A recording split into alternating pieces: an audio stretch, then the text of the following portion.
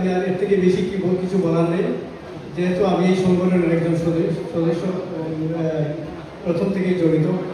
তো আমি শুধু ধন্যবাদটাই জানাবো এবং আমি আপ্লুত, আমি নিজেকে ভাগ্যবান মনে করছি। ধন্যবাদ সবাইকে অসংখ্য ধন্যবাদ মঞ্চে আসার জন্য। ফারুক ভাইকে কৃতজ্ঞতা, ভালোবাসা, শুভেচ্ছা। আপনার এই গবেষণা অব্যাহত থাকুক। পুরস্কারের আরেকটি পর্ব রয়েছে আমাদের। আপনারা জানেন আমরা একটা ইন হাউস পুরস্কার চালু করেছি এবং এই পুরস্কারটা আমাদের সহযোদ্ধাদেরকে এনকারেজ করার জন্য। তারা অক্লান্ত পরিশ্রম করেন একটা বইমেলা উপহার দেওয়ার জন্য, কিন্তু এর বিহাইন্ডে যে তার কর্মকাণ্ড থাকে আমরা কখনো কিন্তু জানি না এবং কখনো তুলেও ধরি না। আমরা সেই মানুষ, সেই গুণীজনকে আমরা পুরস্কার না, আমরা বলবো তাদেরকে উৎসাহ দেওয়ার জন্য যে এইভাবে এই সংগঠনকে ভালোবেসে অক্লান্ত পরিশ্রম করে সংগঠনটাকে আরো এগিয়ে নেওয়া যায়।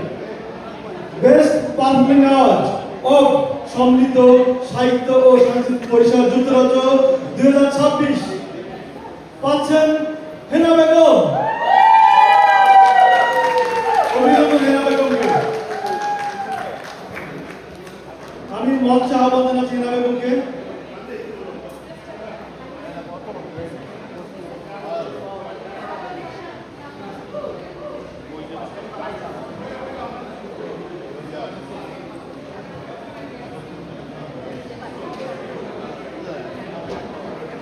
মঞ্চে ডেকে নিচ্ছি সমৃদ্ধ সাহিত্য সাংস্কৃতিক পরিষদ যুক্তরাজ্যের সহ সভাপতি আবুল কালাম আজাদ ছোটন ভাইকে। ছোটন ভাই প্লিজ মঞ্চে আসুন। পাশাপাশি ডেকে নিচ্ছি আপনাদেরকেও এবং আমাদের এই কোষাধ্যক্ষ হেনা বেগমকে আরো উৎসাহ দেওয়ার জন্য মঞ্চে আসুন। ছলিয়া আপা আসলে স্মৃতি আজাদ আপা, স্মৃতি আপা আসুন। আপনিও সহযোগিতা, গতবার আপনি পুরস্কার নিয়েছিলেন, মোশাররফ খান। প্লিজ মোশাররফ খান মঞ্চে আসুন। আপনার অনুভূতি কেমন ছিল?